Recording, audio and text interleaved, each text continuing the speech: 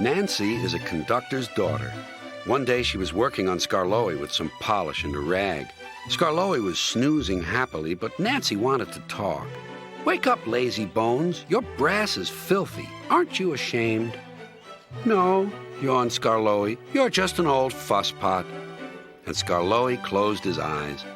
He was thinking about his friend Rheneas and all the good times they had shared before Rheneas went away to be mended.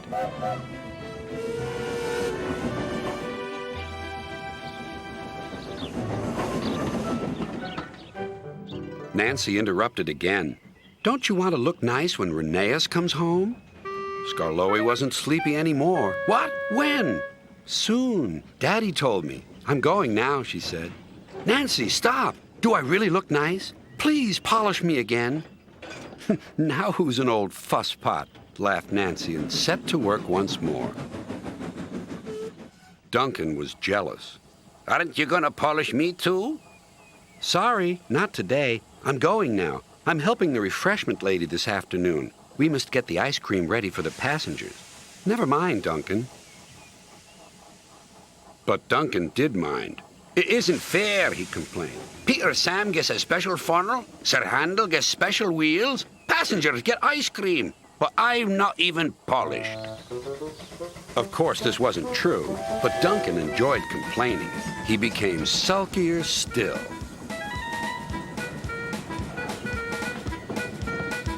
That afternoon, there was bad news from up the line. "One of Skarloey's coaches has come off the rails," called Duncan's driver. "We'll have to take workmen there right away." "All this extra work," grumbled Duncan. "It wears an engine out." "Rubbish. Come on."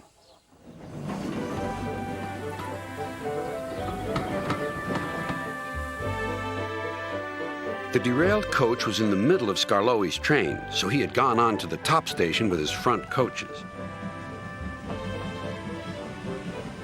Duncan shunted the works train into the sidings and left the workmen to sort out the mess. Then he brought the passengers in the rear coaches home. He sulked all the way. "I get no rest, I get no rest," he muttered. Duncan made the journey very difficult. He was short of steam, so his driver waited a while in the hope of raising more. But Duncan wouldn't try. "We'll keep our passengers waiting," said his driver. Duncan was cross. "You always think about the passengers and never about me."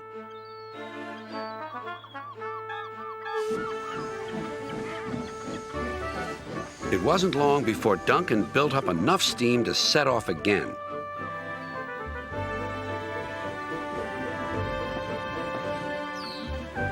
But he was still very grumpy and cross. "I'm overworked and I won't stand it." At last they reached the viaduct near the station. "Come on, Duncan," called his driver. "One more effort and you'll have a rest and a drink at the station." Then Duncan was very rude. "Keep your old station. I'm staying here." And he did, too. Skarloey had to haul Duncan and his train all the way to the platform.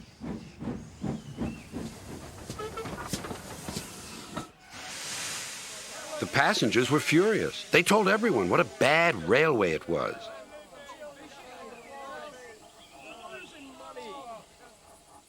That night, Sir Topham Hatt spoke to Duncan. "No passengers means no polish, and no polish means no passengers," Duncan muttered to himself. He still has a lot to learn, doesn't he?